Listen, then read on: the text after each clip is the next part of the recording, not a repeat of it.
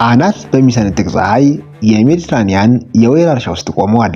እድሜያቸው ከ2000 ዓመት በላይ የሆኑ እንደ ታማኝ ዘበኛ የቆሙ ጥንታዊ የወይራ ዛፎች ወደ ሰማይ ተንጋጠዋል። እነዚህ ዛፎች የብዙ ኢምፓየር ውድቀትንና የስልጣኔ መነሳትን የተመለከቱ እንዲሁም ያን ፈሳሽ ወርቅ የተሰኘ ውድ ምርት እያመረቱ ለዘመናት የኖሩ ናቸው። ነገር ግን በኩሽናው ውስጥ ስላለው የወይራ ዘይት ጠርሙስ ማንም የማይነግረው አንድ አስደንጋጭ እውነት አለ። ይኸውም አሁን በእጅዎ ላይ ያለው ኤክስትራ ቨርዥን የወይራ ዘይት ምናልባትም ሙሉ በሙሉ የውሸት ምርት ወይንም ፌክ ሊሆን ይችላል። እየተነጋገርን ያለው በተደራጁ ወንጀለኞች አሁን በማፊያ ቡድኖች ስለሚመራ በቢሊዮን ዶላር ስለሚቆጠር የማጭበርበር ወንጀል ነው። ይህ ቡድን የሰው ልጅ ጥንታዊ ሀብት የሆነውን የወይራ ዘይት ወደ ትርፋማ የማጭበርበሪያ ንግድ ቀይሮታል። በአንዳንድ ገበያዎች ውስጥ እስከ 80 በመቶ የሚሆን ኤክስትራ ቨርጂን የተሰኘው ዘይት በስሙ የተጠቀሰው ትክክለኛ ምርት አይደለም። በርካሽ የፍሬ ዘይቶች ተበርዟል፣ በኬሚካል ተለውጧል፣ ወይንም ከዓለም ማዶ ተመርቶ ሳለ የጣሊያን ምርት ተብሎ በሐሰት ተለጥፎበታል። የዚህ ሁሉ ነገር አስከፊው ገጽታ ደግሞ ለጤናው ጠንቅ ለሆነው ለዚህ የተበረዘ ዘይት እጅግ ውድ ዋጋ እየከፈሉ መሆኑ ነው። ዛሬ ይህ ጥንታዊ መድኃኒት እንዴት እንደሚዘጋጅ፣ ለምን የወንጀለኞች ኢላማ እንደሆነና ራስዎን ከዚህ ማጭበርበር እንዴት መጠበቅ እንደሚችሉ ለማጋለጥ ወደ ወይራ ዘይት ኢንዱስትሪው ጓዳ ዘልቀን እንገባለን። ታሪኩ የሚጀምርበት ወደ ሆነው ወደ እነዚያ የሜዲትራኒያን እርሻዎች እንመለስ።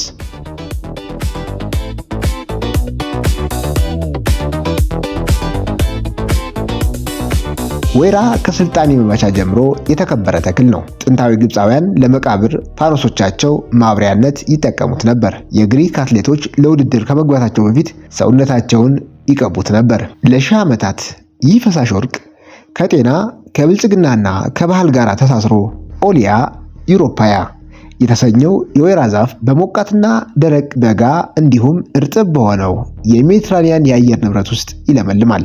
ስፔን፣ ጣሊያንና ግሪክ በምርት ሂደቱ ግንባር ቀደም ሲሆኑ ስፔን ብቻዋን ከዓለም አቅርቦት 50 በመቶውን ወይንም በዓመት 1.5 ሚሊዮን ቶን ታመርታለች። ነገር ግን ሁሉም የወይራ ፍሬዎች እኩል አይደሉም። እንደ ስፔኑ ፒኳል፣ የጣሊያኑ ኮራቲና ወይንም የግሪኩ ኮሬኒኪ ያሉ ዝርያዎች የራሳቸው የሆነ ልዩ ጣዕም አላቸው። አርሶ አደሮች እነዚህን ዛፎች ለመንከባከብ ዓመታትን ይፈጃሉ። የመኸር ወቅት ወሳኝ ነው። ወይራዎች በተለምዶ ከጥቅምት እስከ ጥር ባለው ጊዜ ውስጥ ይሰበሰባሉ። ወቅቱን መጠበቅ እጅግ አስፈላጊ ነው። ፍሬዎቹ አረንጓዴ እያሉ ከተሰበሰቡ ዘይቱ ያንሳል፣ ጣዕሙም መራራ ይሆናል። ፍሬዎቹ እስኪጠቁሩ ከጠበቁ ደግሞ የዘይቱ መጠን ይበዛ ይሆናል እንጂ ጥራቱ ይበላሻል። ትክክለኛው ጊዜ አረንጓዴና ወይን ጠጅ ወይራ ፍሬዎች ሲቀላቀሉ ነው። በዚህ ጊዜ ከክብደታቸው ከ10 እስከ 20 በመቶ ዘይት ይሰጣሉ። ይህም ለጣዕምና ለጤና ጥቅሞች ፍጹም የሆነው ውህደት የሚገኝበት ጊዜ ነው። ባህላዊ አሰባሰብ አድካሚ ስራ ነው። ሰራተኞች መረብ ከዛፉ ስር ይዘረጋሉ። ከዚያም ፍሬውን ለማራገፍ በእጅ የሚሰራ መቧጠጫ ወይንም የዛፍ መንቀጥቀጫ ይጠቀማሉ። በዘመናዊ አሰራር ግን ግዙፍ ማሽኖች የዛፉን ግንድ ይነቀንቃሉ። ይህ ፈጣን ቢሆንም ጥንቃቄ ይሻል። ዛፉ በኃይል ከተነቀነቀ ፍሬው ይጎዳል። የቆሰለ ወይራ ፍሬ ወዲያውኑ መብካት ይጀምራል። ይህም የዘይቱን ጥራት ያበላሸዋል። የመጀመሪያዎቹ የሥነ ምግባር ችግሮች የሚጀምሩት እዚህ ላይ ነው። ትርፍን የመጨመር ፍላጎት ወደ ከፍተኛ ጥግግት ወይንም ሃይ ዴንሲቲ እርሻዎች መርቷል። ዛፎች በጣም ተቀራርበው ይተከላሉ። ይህ አሰራር የአፈርን ንጥረ ነገርና የውሃ ሀብትን ያሟጥጣል። እንደ ስፔኑ የአንዳሉሺያ ክልል ባሉ ቦታዎች ይህ ድርቅን አባብሷል።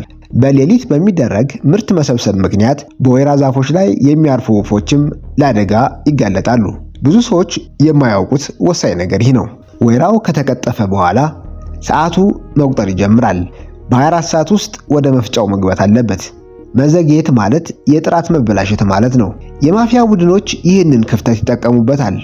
ትኩስ ወይራን ከዝቅተኛ ጥራት ካለው ፍሬ ጋር ይቀላቅላሉ፣ ወይም የከፋው ነገር በርካሽ ከውጭ በሚገቡ ምርቶች ይተኩታል።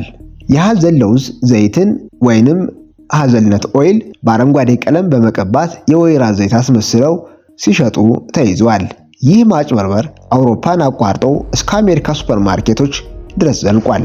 እስቲ ወደ ዘመናዊ የወይራ ዘይት መጭመቂያ ገብተን ሂደቱን እንመልከት። ወይራው እንደደረሰ ወደ መለያ ጠረጴዛ ይገለበጣል። ማራገቢያዎች ቅጠሎችንና ቆሻሻዎችን ያስወግዳሉ። ከዚያም በጥንቃቄ ይታጠባል። ዘመናዊ ፋብሪካዎች በካሜራ የሚታገዙ መለያዎችን በመጠቀም የተበላሹ ፍሬዎችን ይህ የዝግጅት ምዕራፍ የጥራት መሰረት ነው። ኤክስትራ ቨርጂን የሚለውን ደረጃ ለማግኘት ምርቱ ያለ ኬሚካል ሂደት በሜካኒካል ብቻ መመረት አለበት። አሲድነቱ ከ0.8 በመቶ በታች መሆን አለበት። አንድ መጥፎ ወይራ ብቻ መላውን ምርት ሊያበላሸው ይችላል። ቀጣዩ ደረጃ መፍጨት ነው። ዘመናዊ ወፍጮዎች ወይራውን ከነስጋውና ከነዘሩ ወደ ወፍራም ዱጥ ይለውጡታል። ይህ ሂደት ሙቀት ይፈጥራል። ሙቀቱ ከ27 ዲግሪ ሴልሺየስ በላይ ከሆነ ለጤና ጠቃሚ የሆኑ ፖሊፊኖሎች መጥፋት ይጀምራሉ። ለዚህም ነው ጥራት ያላቸው ፋብሪካዎች የሙቀት መቆጣጠሪያ የሚጠቀሙት። በመቀጠል ማላክሴሽን ወይም የሉጡን መቦካት ሂደት ይመጣል። የተፈጨው ወይራ ከ20 እስከ 30 ዲግሪ በሚደርስ ሙቀት ለ20 እስከ 30 ደቂቃዎች ይቦካል። ይህ ሂደት ጥቃቅን የዘይት ጠብታዎችን እንዲዋሃዱ ይረዳል። ነገር ግን ረጅም ጊዜ ከቆየ ወይንም ከሞቀ ዘይቱ ኦክሳይድ ይሆናል፣ ቀለሙም ይለወጣል። ከዚያም ወደ ማጣሪያው ምዕራፍ እንገባለን። ሉጡ ወደ ሴንትሪፊዩጅ ማሽን ይገባል። ይህ ማሽን በከፍተኛ ፍጥነት በመሽከርከር በፊዚክስ ሕግ መሰረት ዘይቱን ከደረቁ ቆሻሻ ወይንም ፖሜስ ይለያል። ይህ ሂደት የመጀመሪያው ቀዝቃዛ ጭማቂ ወይንም ፈርስት ኮልድ ፕረስ የተሰኘውን እውነተኛ ዘይት ያስገኛል። የቀረው ርጋፊ ወይም ፖሜስ ምን ይሆናል? በዘላቂ አሰራር ለእንስሳት መኖ ወይንም ለባዮ ነዳጅነት ይውላል። ነገር ግን እዚህ ጋር ሌላው የኢንዱስትሪው ድብቅ ክፍል አለ። ዝቅተኛ ጥራት ያለው ርጋፊ በኬሚካል እንደ ሄክሴን ባሉ ፈሳሾች ተጣርቶ ተጨማሪ ዘይት ይወጣለታል። ይህ የርጋፊ ዘይት ወይንም ፖሜስ ኦይል ለጤናም ሆነ ለጣዕም አይረባም። ነገር ግን ብዙውን ጊዜ ኤክስትራ ቨርጂን ተብሎ በሚለጠፍባቸው ጠርሙሶች ውስጥ በድብቅ ይቀላቀላል። ማሸግም ትልቅ ቦታ አለው። ጥራት ያለው ዘይት ከብርሃን ለመከላከል በጨለማ ጠርሙስ ወይንም በቆርቆሮ ይታሸጋል። እናም ልክ እዚህ የመጨረሻ መስመር ላይ የማፊያ ቡድኑ በከፍተኛ ሁኔታ ይመታል። የወንጀለኛ ቡድኖች በተለይም የጣሊያኑ አግሮ ማፊያ ይህንን ማጭበርበር በሚሊዮን የሚቆጠር ዶላር ንግድ አድርገውታል። የትውልድ ሰነዶችን ያጭበረብራሉ። ከቱኒዚያ ወይም ከሶሪያ የሚመጡ ርካሽ ዘይቶችን ከትንሽ የጣሊያን ምርት ጋር ቀላቅለው የጣሊያን ምርት ብለው ይሸጣሉ። የጤና መዘዙ አስፈሪ ነው። የተበረዙ ዘይቶች ጎጂ ኬሚካሎችን ሊይዙ ይችላሉ። እንደ አውሮፓውያን አቆጣጠር በ1981 በስፔን የተከሰተውን መርዛማ የዘይት ሲንድረም በወይራ ዘይት ስም በተሸጠ የተበረዘ ዘይት ምክንያት ከ20 ሺህ በላይ ሰዎች ታመዋል። በመቶዎች የሚቆጠሩ ሞተዋል። ትክክለኛው ኤክስትራ ቨርጂን የወይራ ዘይት ግን እውነተኛ ሱፐርፉድ ነው። የልብ ህመምን የሚቀንሱ፣ እብጠትን የሚከላከሉና ካንሰርን የሚዋጉ ንጥረ ነገሮችን ይዟል። ነገር ግን እነዚህን ጥቅሞች የሚያገኙት ትክክለኛውን ዘይት ሲያገኙ ብቻ ነው። ስለዚህ በሚቀጥለው ጊዜ የወይራ ዘይት ጠርሙስ ሲያነሱ ለአፍታ ያስቡ። ትክክለኛነቱን የሚያረጋግጡ እንደ ፒዲኦ ወይንም ፒጂአይ ያሉ ምልክቶችን ይፈልጉ። የምርት ቀኑን ይመልከቱ። ትኩስ ዘይት በ18 ወራት ውስጥ ቢበላ ይመረጣል። ምናልባትም ያኔ በፈሳሽ ወርቅና በፈሳሽ ውሸት መካከል ያለውን ልዩነት ይቀምሱ ይሆናል። ይህ የወይራ ዘይት ድብቅ ዓለም አይኖን ከገለጠው ስለ ሌሎች የዕለት ተዕለት ምርቶች እውነታ ለማወቅ ይህንን ቻናል ላይክ እና ሰብስክራይብ ማድረግ አይርሱ።